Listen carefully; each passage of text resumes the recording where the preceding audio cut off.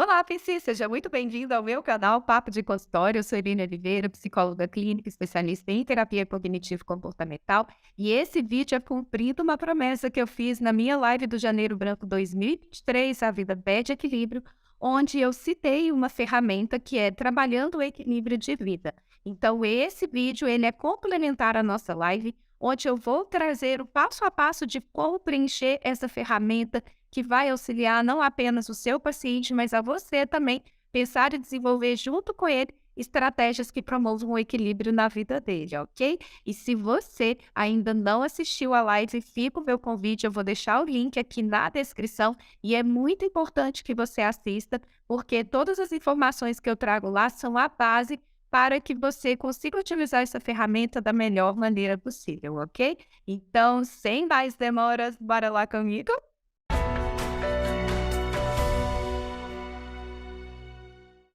Bem, então recapitulando um pouquinho, né, o que que seria uma ideia do equilíbrio?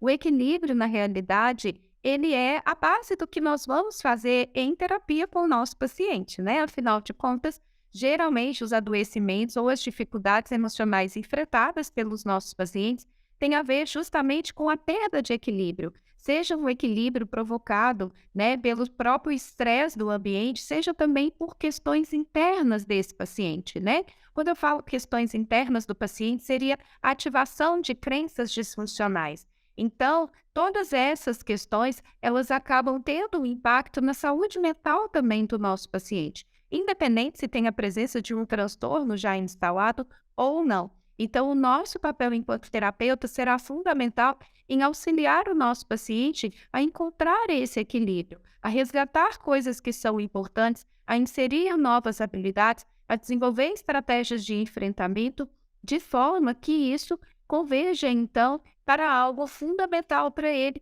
e assim ele consiga atingir esse equilíbrio e melhorar a sua qualidade de vida em todos os aspectos, né? E em especial no aspecto aí da saúde mental, ok? Então agora eu vou mostrar para vocês a ferramenta passo a passo. Como que você pode então inserir? Eu vou trazer 2 exemplos e esses exemplos eles vão ser, né, exemplos mais gerais de aspectos que eu já tive que lidar dentro do consultório e a partir disso, né, você vai ter uma ideia de como que você pode então inserir e adaptar aí no seu atendimento com o seu paciente, ok? Bom, então está aparecendo a ferramenta aí para você, né, trabalhando o equilíbrio de vida, e essa ferramenta ela vai acontecer em 3 etapas, 3 passos, ok? O primeiro é o mapeamento de qual que é a área em desequilíbrio nesse momento que vocês vão se concentrar em trabalhar.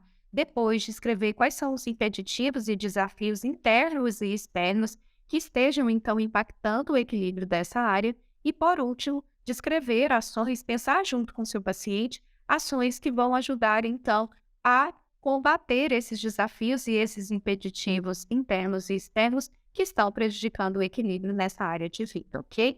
Então, nesse primeiro passo, né, a gente vai pedir para o nosso paciente marcar qual que é a área de vida que está mais impactada nesse momento. Claro que aqui é importante ressaltar que muitas vezes o nosso paciente está com diversas áreas de vida impactadas, ok? Só que é muito problemático se a gente abrir várias frentes de trabalho ao mesmo tempo. Por quê? Porque se numa sessão eu lido com relacionamento afetivo, depois com relacionamento com filhos, depois relacionamento com os pais, depois relacionamento de amizade, a cada sessão, muitas vezes eu vou ter que ir mudando estratégias e isso vai fazendo com que, né, o tratamento e o processo fiquem muito fragmentado.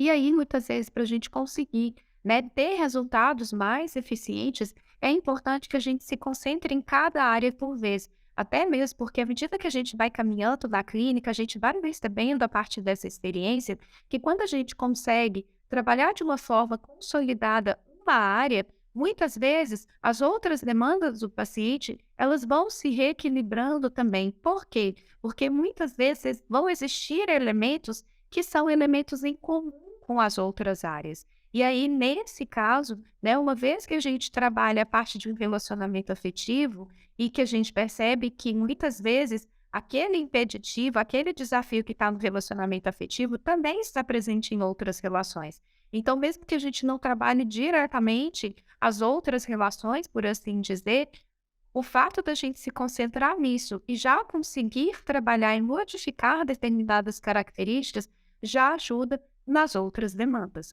ok?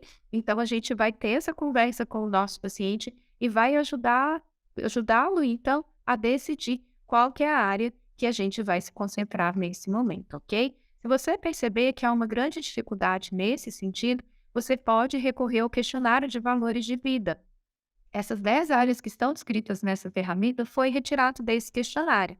Então, o questionário de valores de vida vai ajudar, então, ao seu paciente, a você entender qual que é o nível de importância de cada área e o quanto que o seu paciente está investindo em cada área.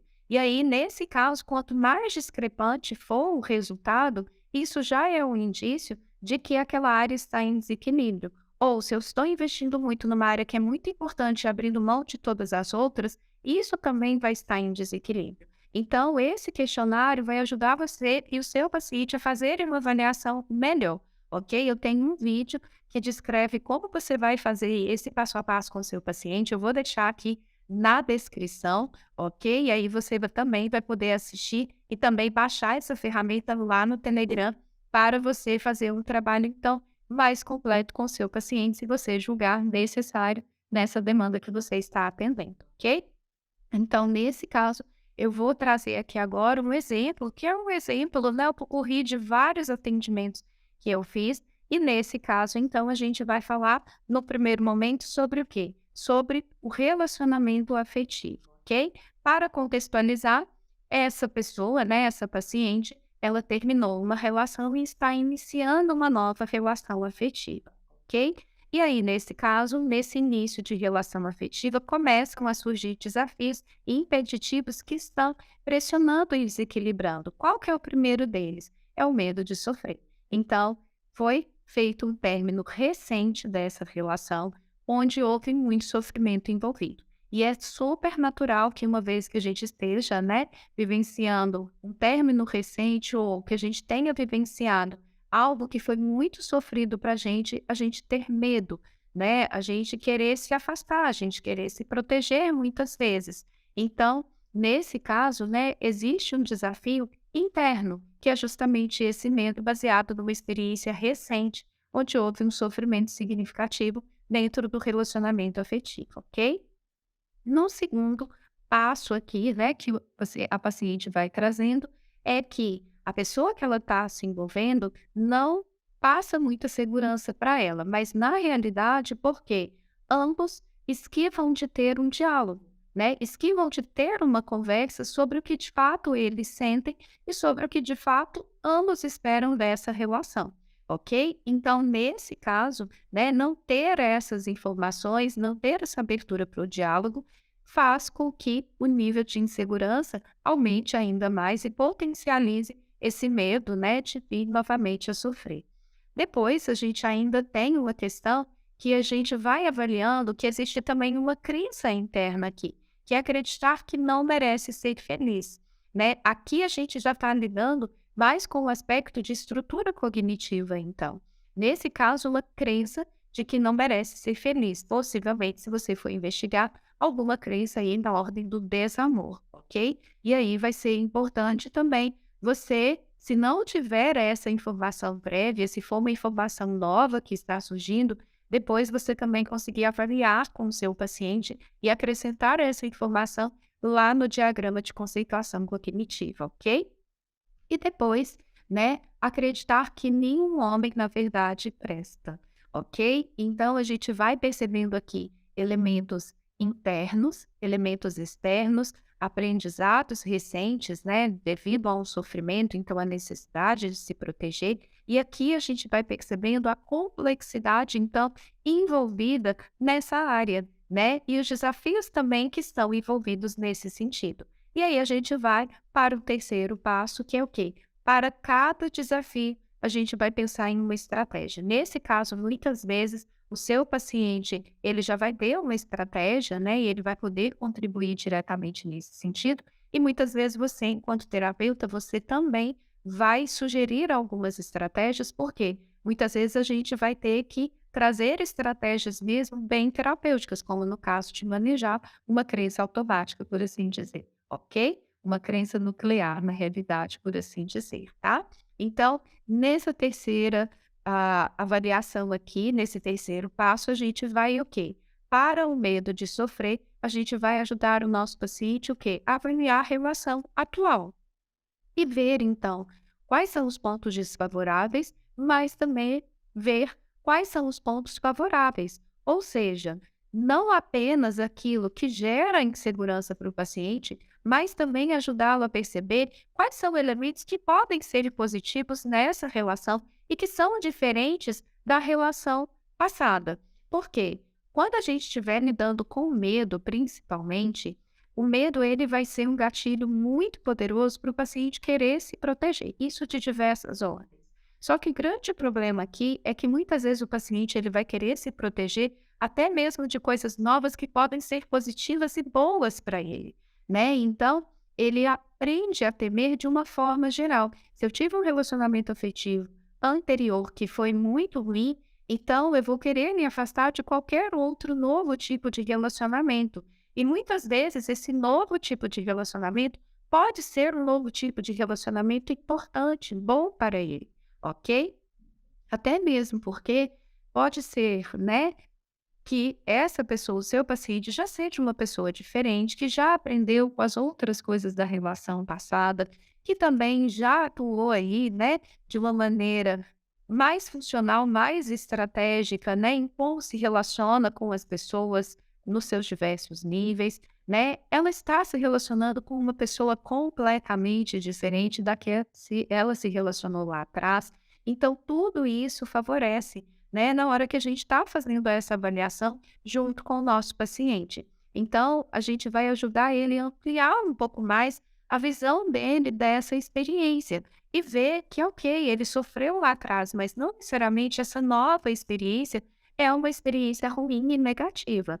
Claro que, se você começar também, enquanto terapeuta, a perceber, a partir dessa avaliação, padrões mais desfavoráveis do que favoráveis, né, comportamentos mais complexos que essa nova pessoa que ela está se envolvendo está manifestando, então tudo isso precisa também ser sinalizado para o paciente, ok? Então não é toda nova relação que o paciente vai ter que vai ser benéfica, até mesmo porque ele pode estar replicando velhos padrões, né?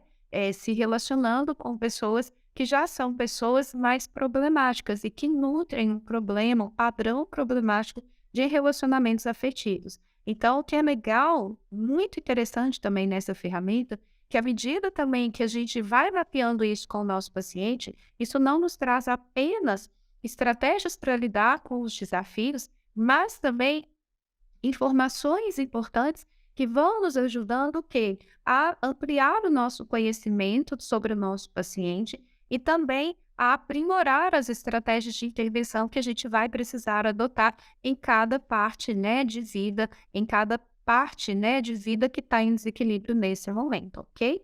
Então, a gente vai tendo uma visão, um panorama muito mais abrangente e que vai nos ajudando, então, a montar também as nossas estratégias de intervenção, ok?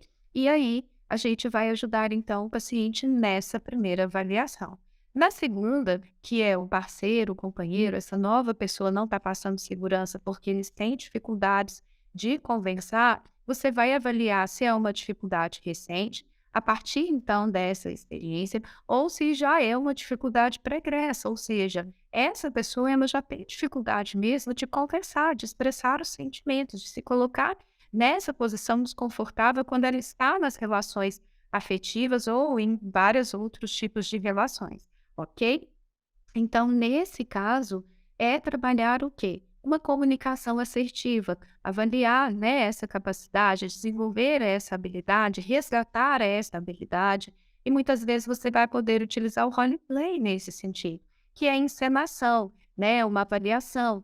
Também você vai poder mapear quais são os pensamentos automáticos envolvidos nesse sentido e trabalhar esses pensamentos automáticos. Então, são várias coisas que vão abrindo portas. Aqui a gente está trabalhando, né, uma orientação para o nosso paciente e, ao mesmo tempo, nós, enquanto terapeutas, estamos pensando em quais recursos e ferramentas que nós vamos, né, contribuir diretamente para ajudar o paciente a ter uma comunicação mais assertiva nesse caso, com essa relação que está se iniciando, ok?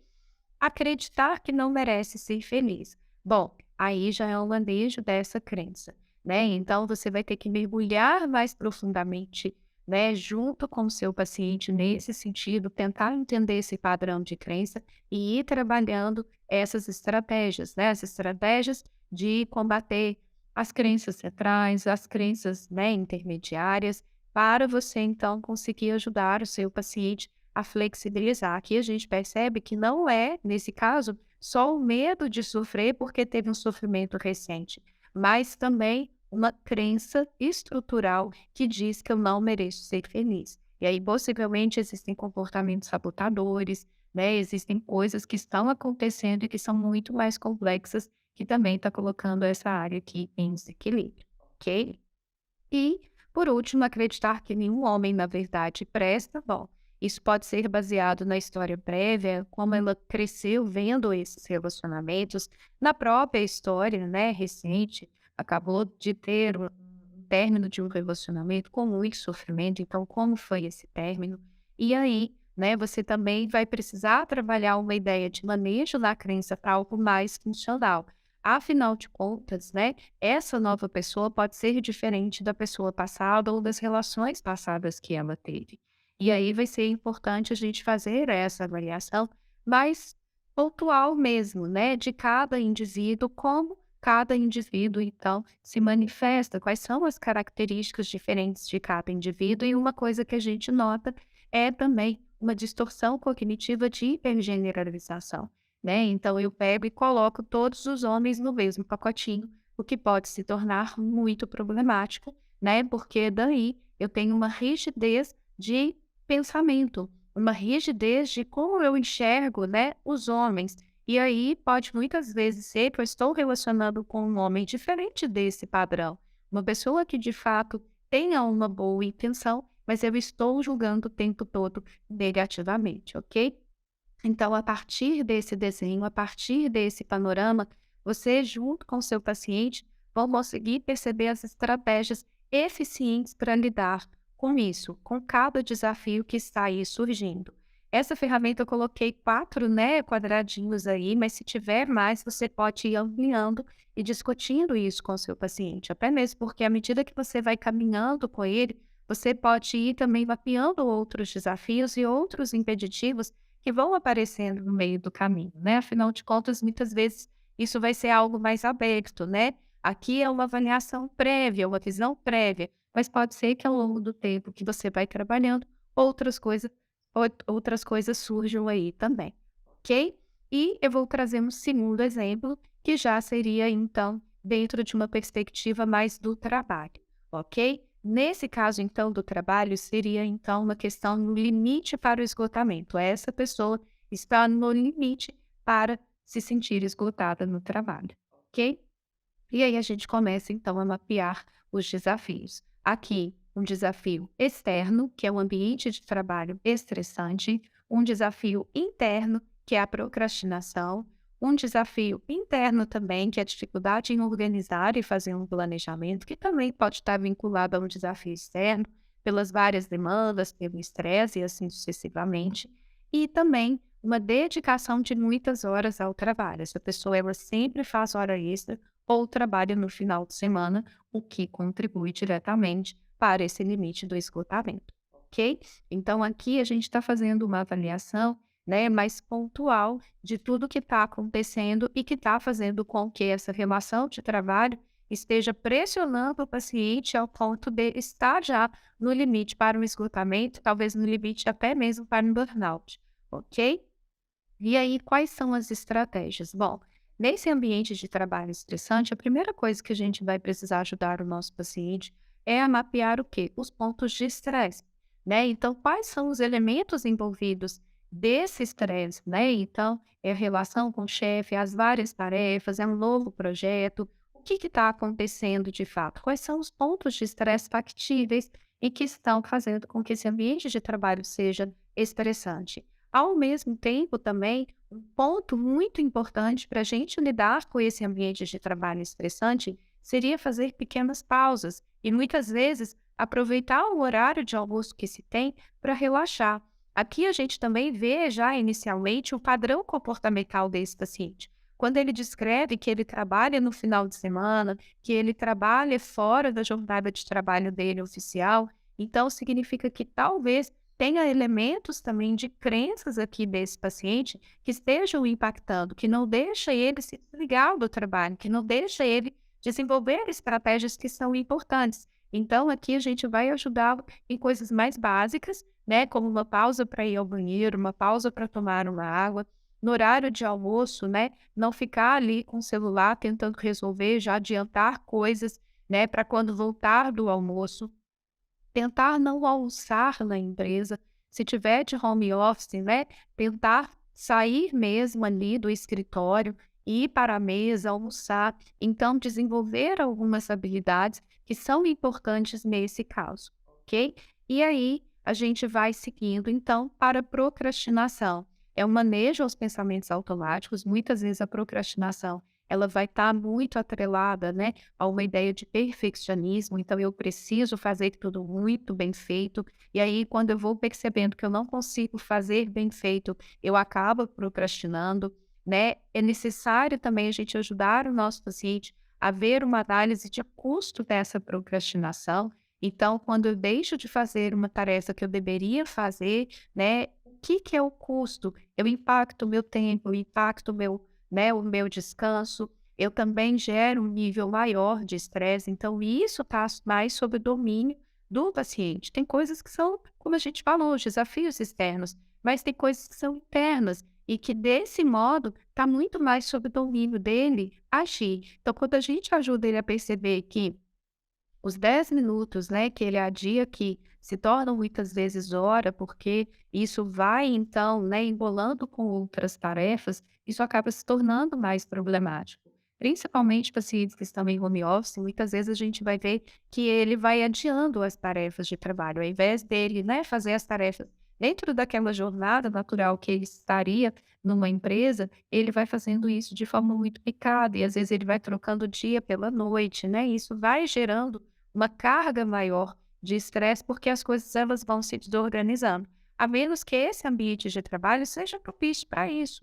A menos que a empresa, né, diga, olha, que você pode entregar isso, trabalhar em qualquer horário, desde que você entregue esse resultado tal dia. Aí é um modelo diferente de negócio, e que mesmo assim a procrastinação se torna problemática nesses casos também, porque chega uma hora que os prazos estão aproximando e que o resultado precisa ser entregue, ok? E aí, a gente também vai trabalhar dentro de uma ideia da procrastinação, é como eu vou me sentir depois, né? Se eu deixo isso para fazer depois, como que de fato eu vou me sentir depois, né? Agora, se eu faço isso, por mais desconfortável que seja, me concentrar e fazer isso agora, como que eu vou me sentir depois também, né? Então, eu vou me sentir mais aliviado, eu deixei isso, né, já resolvido dentro de uma jornada de trabalho. E não priorizar esse pensamento pós-jornada de trabalho, porque senão a pessoa ela fica, né, trabalhando o dia inteiro para tentar atender às altas demandas, e aí ela nunca consegue, e aí ela entra nesse looping aqui. Então, por isso que é importante também a gente investigar como que esse sistema comportamental, quais são as estratégias compensatórias que o paciente está adotando nesse sentido, ok? A dificuldade em organizar e fazer, então, um planejamento, né? Então, é montar um cronograma mensal. Então, o que que eu preciso, né, entregar mensalmente? Então, essa semana eu tenho várias tarefas, né? Eu tenho várias atividades para fazer. E aí eu vou fazendo o quê? Um cronograma diário e eu também vou fazendo um cronograma mensal. Muitas vezes, né, o paciente ele vai ter demandas para entregar, né, ao longo dos meses, né, projetos que ele vai fazer, objetivos maiores que ele tenha. Então, quando a gente vai também traçando e fazendo um cronograma mais mensal e também ajudando ele a pensar mais no micro, o que que ele precisa cumprir diariamente, isso facilita nessa organização. Então, muitas vezes a gente, enquanto terapeuta, vai ter que sentar assim com o nosso paciente e ajudar a organizar literalmente as horas dele, o dia dele, a vida dele, ok?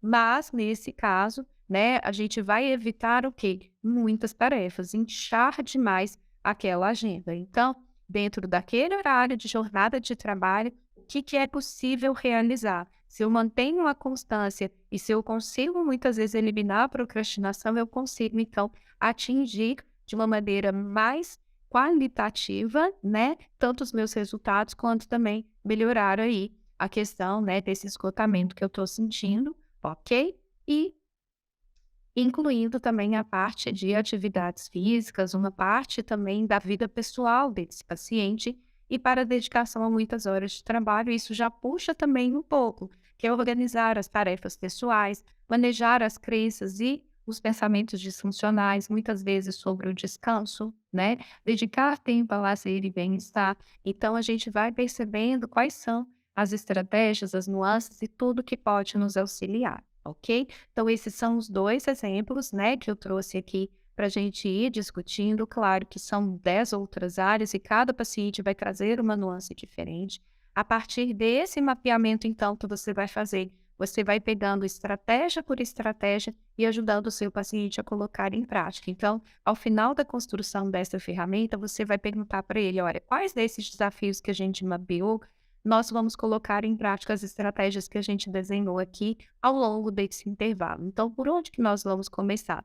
E aí você vai caminhando junto com o seu paciente nesse sentido. Com o passar do tempo, os resultados vão surgindo e essa área de vida dele vai voltando ao equilíbrio, ok? Então, espero que esse vídeo tenha contribuído aí positivamente para você. Essa ferramenta está disponível no canal do Telegram, vou deixar o link aqui também na descrição. E no mais, desejo muito sucesso para você. Um grande beijo e até o nosso próximo vídeo. Tchauzinho!